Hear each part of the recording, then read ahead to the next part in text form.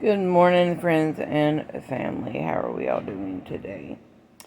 I'm going to talk a bit this morning on the local county run place called Task. Yesterday, I was helping somebody navigate the system,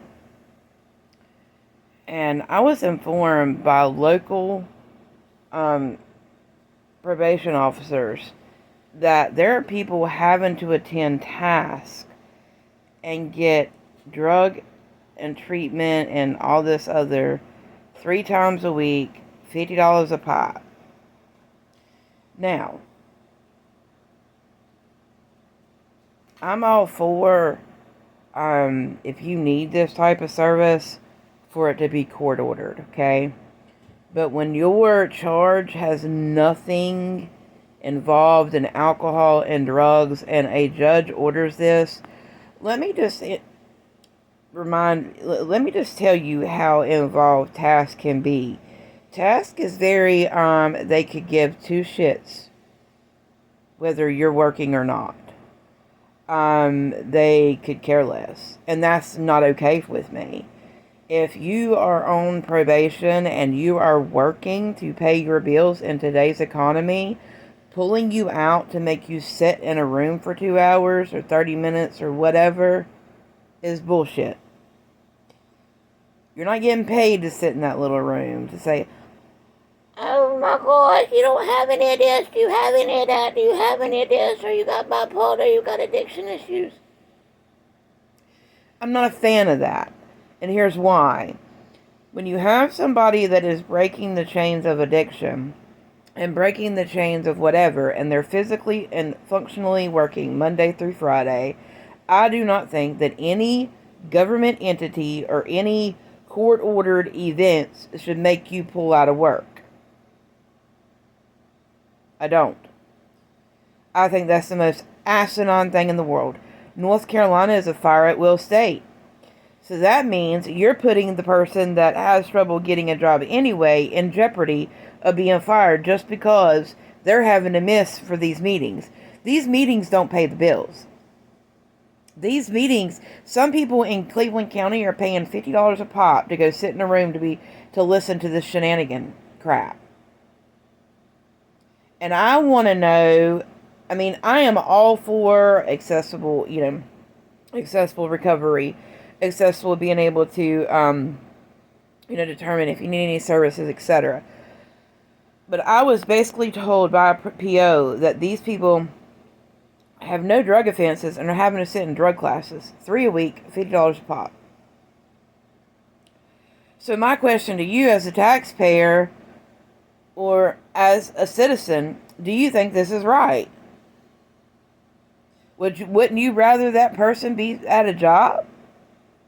Because most people that have to take off to go to a class during the day, because none of these entities that the courts want you to go to attend, do they work around you working. They don't. If you have a Monday through Friday job, 8 to 5, you're taking off one of those days to do this. And what the courts are not realizing is, that's taken away from you being able to pay your power bill, your water bill, your restitution, all of that. And none of these, none of these places that are supposedly for you and for the patient and wanting us to get better, per se, are open on weekends. They provide no services on weekends. They provide no after-hour services for people that are working, trying to maintain and paying their bills. So I ask you, what benefit is it? It's none. Because if you take somebody out of work to go sit in a meeting or go pee in a cup, and they work in any blue-collar job, like if you're a foreman on a job, that doesn't mean you can just drive your car back to work and say, "Here, I'm here, fellers." It doesn't work that way with a lot of companies. So you're setting the person up for failure. You're setting the person up for failure. They're having to miss work. And also, this person yesterday, the counselor knew that this person needed to take a drug test. Do you think she had one available? No.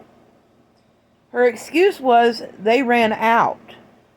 How do you run out when you know somebody you're having scheduled that works a full-time job coming in to pee? Because the last pee test you did came back absurdly with something positive that was, no, this person hasn't pissed dirty in 5 years. So that is my problem with it. Their unpreparedness. Yes, I get it. The person that broke the law needs to do what they need to do to be held accountable, but to what extreme? To what extreme is the courts willing to go? Because when you have somebody that's working, trying to pay their bills, and you're pulling them out of work to go sit in a meeting to learn how to live, quote unquote, supposedly, is that paying that person's bills? Court-ordered things should be made if the person has a job. The entities that want to help these people and make money off the government. Because these entities make bunches of money. They may say they're nonprofit. They may say this. They may say... Honey, when I tell you they make a lot of money in kickbacks, they do. They should be made to service people that have a job after hours. And I said what I said. I totally get it. If the person doesn't have a job, by all means, give them 3 classes a week, help them get productive, etc. But if somebody is working, there's no sense whatsoever to pull that person out of work for fuckery. You're not going to have them paying attention. They're going to be more worried about missing work and how they're going to have to come up with the bill money rather than pay attention to what's going on in that class. And when you, as a company, are unprepared, knowing that you're having somebody come in and they're going to need to take a drug test. So yesterday I told this person, I was like, you know what you need to do? I'm like, you need to go to your probation officer and ask her for a drug test. Ask her to drug test you today. And his PO did. She did a 10 panel. And the 10 panel came back negative. She called Task and told Task, look, he just took a saliva 10 panel. It's negative. And we're hoping and praying that this task place will take it. Because they surely weren't prepared yesterday. And mind you, in today's economy, missing a day's worth of work, why would you want that out of somebody that's trying to better themselves in his own probation? Why would any judge want that? And now, mind you, the person's PO is amazing. But when you're having to deal with third parties that think that their shit don't stink, and they think they know how to judge somebody, and they think they can look at somebody and know what blah, blah, blah, blah, blah, blah, 9 times out of 10 they can't, and they really don't care. Like yesterday, when he said, well, why don't you have a drug test? Well, we ran out. That should not be an excuse. I'm sorry.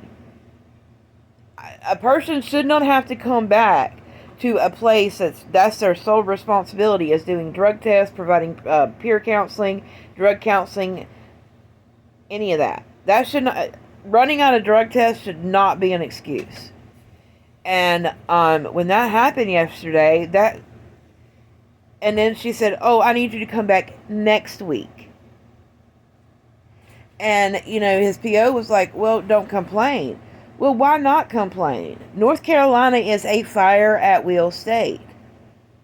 And when somebody has to go missing days every week because somebody is not prepared, or they just want to be that way because that's who they are, and don't think for twice.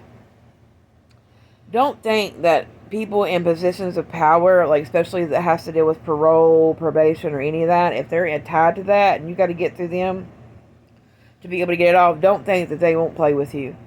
And if you're watching this and you've never dealt with the system, please, oh my God, that's another whole thing in itself. Because these places are known to play with people. And yesterday that was uncalled for. It was very unprofessional for her not to be prepared. I mean, you knew he was coming in to take a drug test. That was the only sole reason he was coming in. So, these entities and these places like this, and I would like to know who owns Task in Cleveland County. Like, who are the board of directors? Like, who gets the kickbacks? The judge has to order this. So if we have people that have not been in trouble before with drugs the day before in their life, having to take this class three times a week, 50 a pop, why? I would like that. This is why I ask these questions, because the government claims that they want to help this person in sobriety. They claim they want to help people on the straight and narrow, but it's all about money. It's all about them not being prepared and wanting the person to be prepared. Like yesterday, if a person would have showed up and said they couldn't pee or something like that, they would have had a nightmare. They would have had a stroke. Well, you can't leave here unless you pee. If you're not peeing 2 hours, we can technically violate you. Oh, trust me, that can be done. If you go to probation and you can't pee or somewhere like that and can't pee, they can violate you. So them not being prepared, to me, is not a no-go. It's an absolute no-go. It's disrespectful. It's disrespectful of the person's time, and there's no sense in it.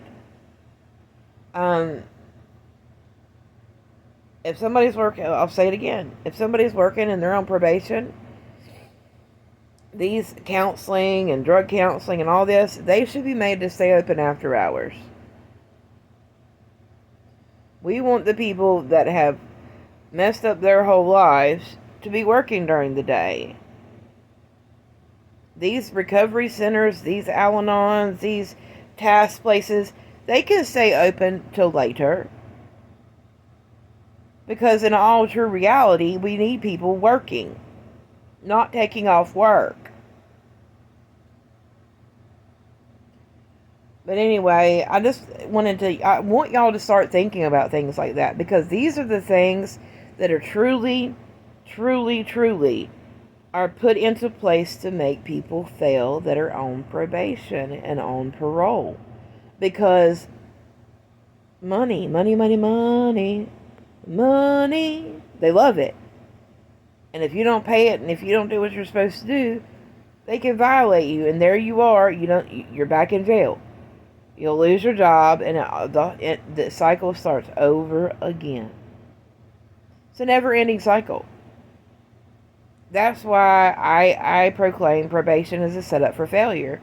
Because even somebody that's been on it for going on 5 years, they're having to deal with Task that wants to throw a monkey wrench in everything because they don't want to be prepared, and they think it's funny. I don't think it's funny somebody trying to pay their bills. I don't think it's funny keeping somebody out of work just because you can. I just think the system should be better. I think that the system should be made to, if that's the field you want to work in, is Task, and okay, well, we're not just doing Monday through Friday, 9 to 5. No, ma'am. We're doing some after hours multiple times a week and having Saturday clinics and this, because we work for the people to want to put them on the right track. But that's not how it works. And that's where I have a problem with the system. It's not set up for somebody to succeed. It's set up to make them fail. But anyway, that is my 2 cents for today. New Ray of Hope merch. Make sure you get yours. You can get your shirts for $20 plus shipping. And $5 comes back to Ray of Hope. But I hope everybody's having an amazing Tuesday. Remember that you matter always. And if you made it this far, please like, share, and comment below. Love y'all so big, so much. Peace out.